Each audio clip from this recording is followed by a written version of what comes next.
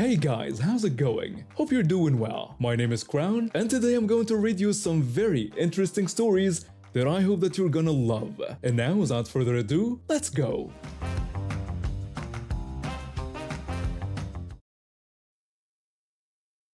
I work as an insurance adjuster for Lizard Insurance. My job is going to tow lots after car accidents to check if vehicles are total losses or need repairs.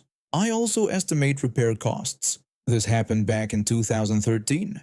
I was at a tow lot that worked with the state police. They kept evidence vehicles behind a locked gate inside their fenced yard. That day, I needed to look at two vehicles from a minor accident. Both cars had flat tires, broken lights, or shattered windows. I finished the first vehicle and started taking photos of the second one. I had headphones in and was listening to Cavalcade by the Flatliners. While working, I saw a woman around 50 walk up to the police evidence lot. The gate opened, but I didn't pay much attention. I was busy taking photos about 50 meters away from there. I turned around to take the final photos. The last one was of the vehicle identification number on the dashboard. Suddenly, someone grabbed my headphone cables from behind and pulled them out of my ears. The woman asked why there were cars blocking hers so she couldn't get it out. This lot stacked cars 4 or 5 deep and moved them with a small truck when needed. I told her not to touch me and said she shouldn't be in that area. She told me I shouldn't listen to music while working and said I was taking pictures of other people's things. She suggested I might be stealing. I tried showing the Lizard Insurance logo on my jacket. She threatened to call police if I didn't give her access to her property. I asked if she went to the office at ABC Towing first. She said no, she saw me and expected me to move the cars. She opened the door of a car blocking hers and got in. I yelled for her to stop saying those vehicles were police evidence. I called ABC Towing right away. She said if I wouldn't move the cars, she would, and asked where the keys were. I told her they were in the office. The manager of ABC Towing ran out holding a smartphone/walkie-talkie. He yelled at her to get out of the evidence area because those cars belonged to the state police. He spoke frantically into his phone. Then he saw something serious. The chain for the evidence lot had been cut with bolt cutters. This woman brought bolt cutters and threw them in her car after breaking in. The manager and the woman argued while I finished my work. About 8 to 10 minutes later, 7 police cars came into the lot. The manager talked to the officers. Before he finished, the woman told police I stole her car.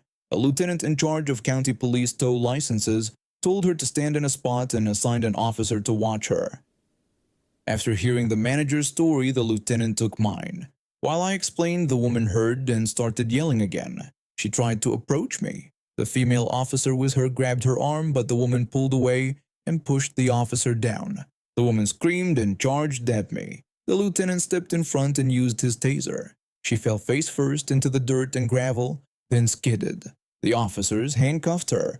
Later I learned she walked onto the lot with bolt cutters while I was in the office. She wandered around until she saw me near her car and thought I worked there.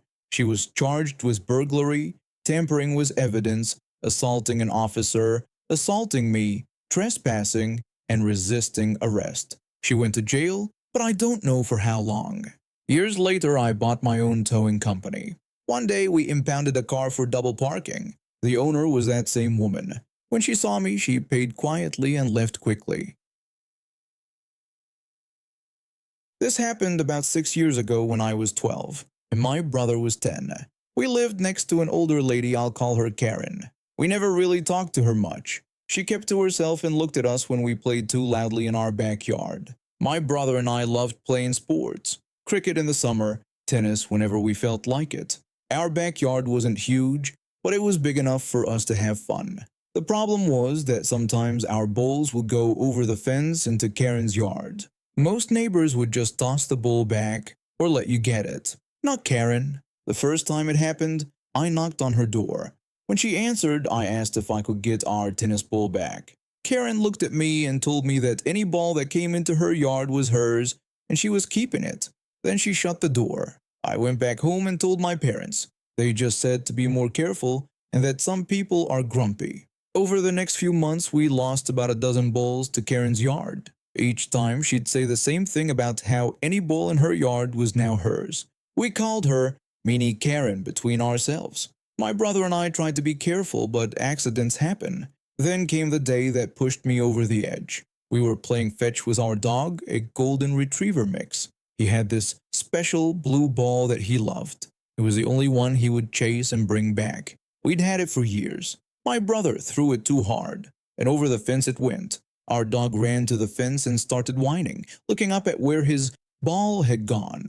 I knew I had to try again with Karen. I knocked on her door. When she answered, I asked about our dog's favorite ball and if we could have it back. Karen said any ball in her yard was hers. When I told her how sad our dog was, she said it wasn't her problem.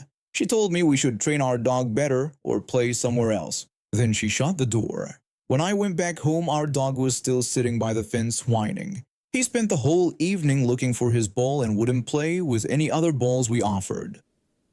Seeing him so sad made me want to do something. That night, I found a store online that sold sports equipment in bulk. With my dad's help, I ordered 200 tennis balls. It cost a lot of my savings, but it would be worth it. When the balls arrived in a big box, my brother asked what I was going to do with them all. I told him I had a plan but wanted to give Karen one more chance. The next day, I knocked on her door again. I asked if she'd give back our dog's ball. Karen told me again that any ball in her yard was hers and to stop bothering her. I walked away with a smile. My plan was ready to start. The next day, I went into our backyard and threw one tennis ball over the fence. The day after, I threw 2 balls over. The third day, 3 balls. Each day before doing this, I would ask Karen for our dog's ball back. Each day, she would repeat her rule about keeping any ball in her yard. By day 10, I was throwing 10 balls over her fence every day. I saw her in her yard picking up all the balls and putting them in an old trash bin by her back door. By day 19, I had thrown 190 tennis balls into her yard, and I only had 10 left. That's when I saw her dragging 2 large black garbage bags to the curb for trash day. She looked very annoyed. That night, after it got dark, my dad and I went to check those bags. We opened them, and inside were all our balls. The 190 tennis balls I'd thrown over, plus about 100 more balls from over the years. And there at the top of one bag was our dog's blue ball. We took everything, all 300 or so balls, including the special blue one.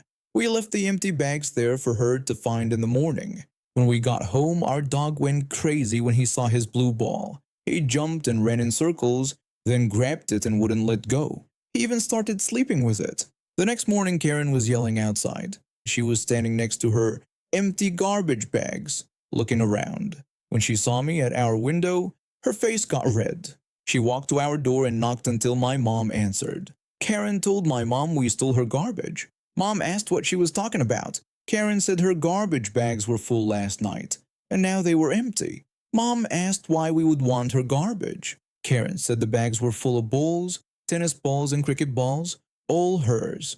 My mom looked at me standing behind her. She asked Karen if the balls were really hers or if they were our balls that went over the fence.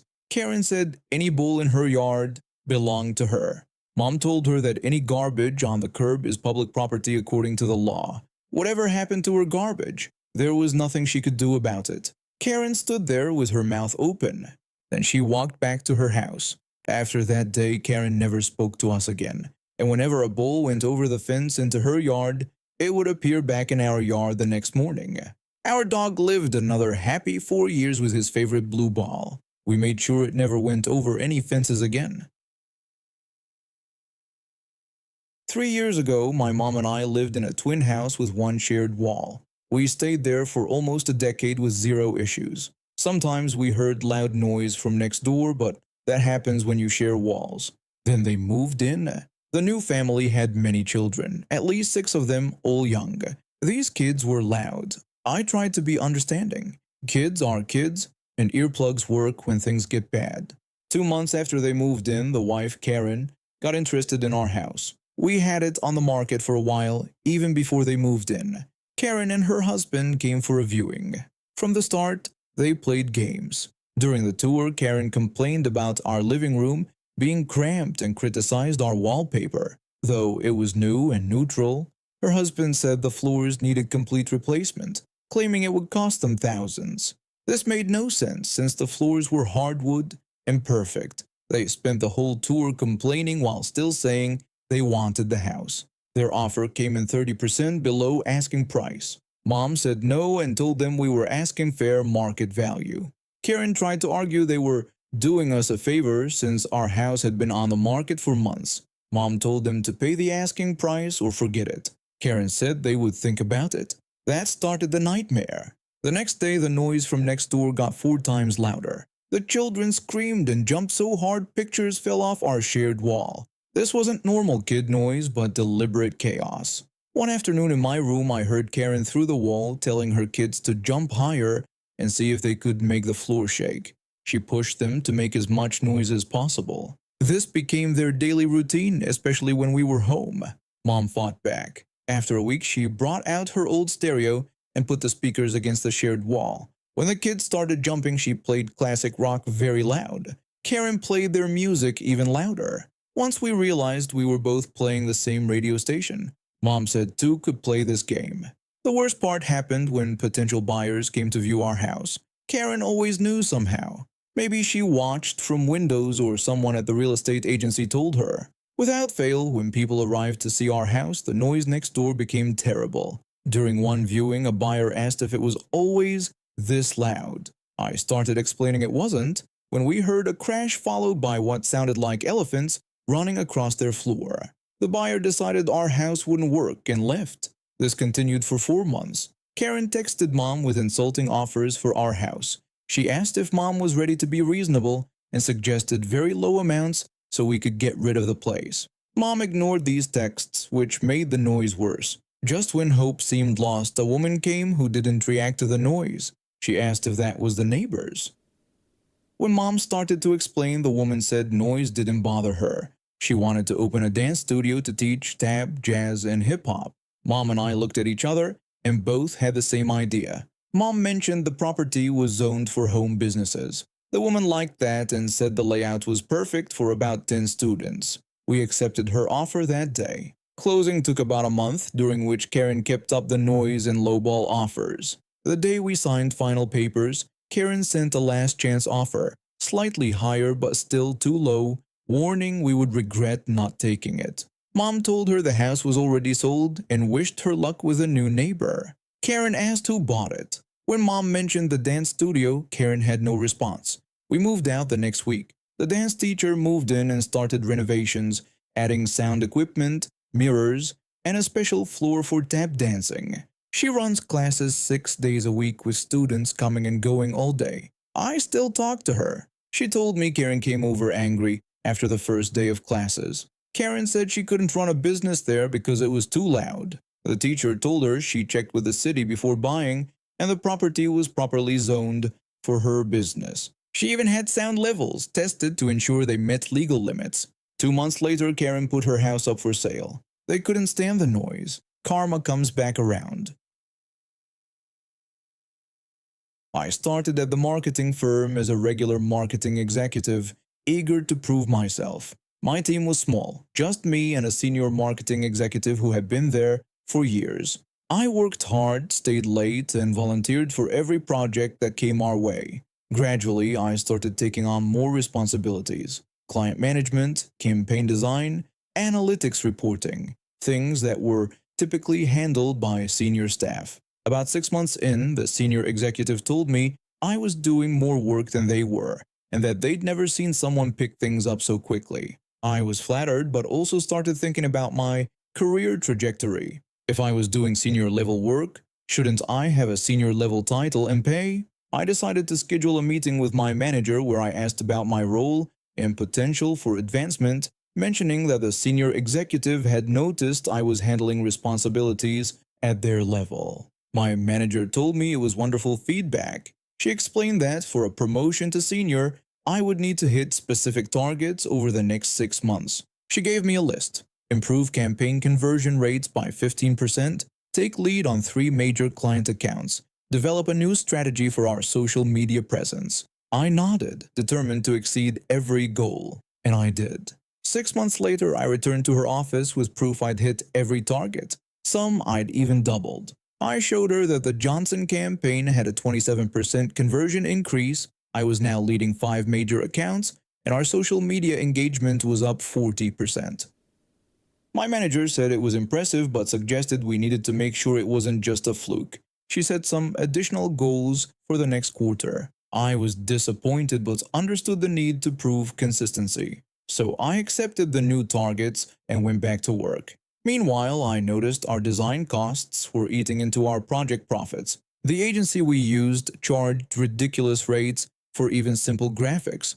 Having some background in design, I started creating materials myself. My first few attempts received praise from clients and team members. The senior executive asked if the agency had changed their style, and I told them that I had made them myself, saving about £3,000 on the project. By the end of that quarter, I'd not only hit all my new targets, but had saved the company around £45,000 in design costs. When meeting time came around again, my manager said the results were good, but she was looking for more leadership qualities. She gave me additional responsibilities and said we'd revisit in 6 months. This pattern continued for 2 full years. Each time I thought I was getting close, she'd move the goalposts. Finally, after hitting the 3rd set of requirements, I requested another meeting. I came prepared with detailed presentations showing my impact. Profit margins increased on every project I managed, design costs slashed, client retention improved, plus all the extra work I'd taken on. I told her I consistently exceeded expectations and saved the company significant money and believed I'd earned consideration for the senior position we'd been discussing. She looked at my presentation, then leaned back in her chair. She told me that just because I make nice things and do extra work doesn't entitle me to a promotion. I sat there stunned as she said I'd get there eventually. Then she closed my file and ended the meeting. 2 years of extra effort, of believing her promises, all for nothing. That evening I made a decision. I would do exactly what my job description said. Nothing more, nothing less. The next morning a colleague asked me about designing materials for an upcoming campaign. When they asked if I could work my magic on some brochures, because the client loved what I'd done last time, I told them I'd have to send that to the agency since design work wasn't actually part of my role. The colleague said I always did the design work and it looked better than what the agency produced. I told them I needed to focus on my actual responsibilities. When I told them what happened with my manager, my colleague said it was ridiculous, and they'd do the same thing in my position. Everyone seemed to understand, except my manager. It wasn't until our quarterly meeting 3 months later that she noticed the change. She asked why our profit margins had dropped so much. I told her that as design was out of my remit, we had to use an agency. Her face turned pale as I reminded her that I had been doing that voluntarily to help the team, but was now focusing on my official responsibilities. She was mad.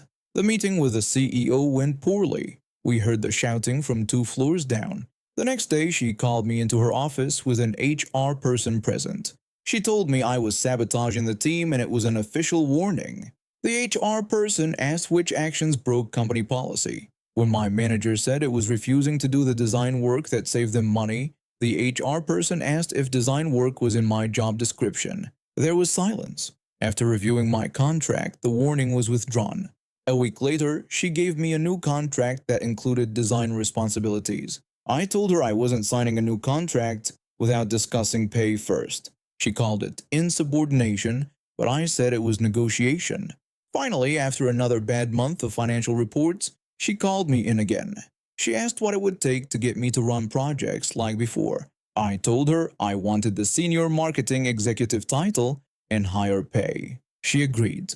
I got my promotion in writing the next day. I worried about payback, but fate stepped in. When COVID hit, the company had to make cuts. My former manager was let go. I stayed 2 more years before finding a better job. Last I checked her LinkedIn profile, she's still unemployed.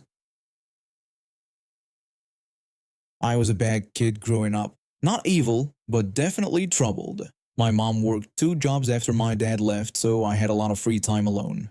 I started stealing small stuff from stores and getting into fights at school. I thought of myself as a neighborhood hero, helping when bullies picked on smaller kids. My mom's boyfriend taught me Krav Maga, this Israeli self-defense fighting that's really brutal. He thought it might give me discipline. Instead, I just got better at fighting. Everything changed when I was 13. Four older kids were beating up a scrawny kid from my building. I jumped in and used what I learned. I broke one kid's arm, hurt another's shoulder, and gave the others bloody noses and black eyes. When the police came, I was still there while all four were on the ground. This wasn't my first time in trouble. I got caught stealing earlier that year and was on probation. The judge wasn't happy to see me again, but my mom begged. She told the court I needed structure, not juvenile detention. That's how I ended up at the Great Rainbow Boys Ranch, a level 0 facility for troubled teens. It wasn't prison, more like a strict boarding school for kids who would go to real jail if they messed up again. The ranch had about 50 boys with stories like mine. Most staff knew we were just kids trying to do better. They had rules but were fair about them. Then there was Mr. P. This guy loved power more than anyone I ever met. Even other staff would look away when he started yelling. Mr. P had a rule for everything and loved catching kids breaking them. If your shorts were an inch below your knees, Mr. P would say you were trying to be a gangster and write you up. If your hair touched your ears, he'd say you looked like a hippie and give you another write-up.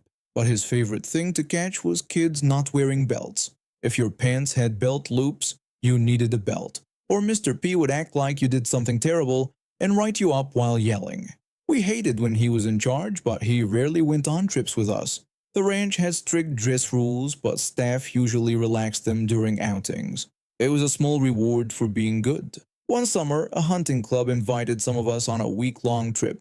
I earned enough good behavior points to go with about 12 other boys. We were excited for a week away from the ranch, camping and hunting, with no Mr. P. That's what we thought anyway. The day before leaving, we learned Mr. P volunteered to come along. He said he never went hunting before and thought it would be educational. Our excitement dropped right away. The first day wasn't bad, we behaved well, and Mr. P was busy with all the new things to see. By the second day, he was back to his usual self. It was hot, around 90 degrees. Most of us wore basketball shorts or light clothes for summer. After morning hunting, we played basketball at the campsite court. A younger kid, Sam, wore jean shorts. They had belt loops, but fit him well enough, he didn't need a belt. We were all sweaty from playing when Mr. P saw Sam.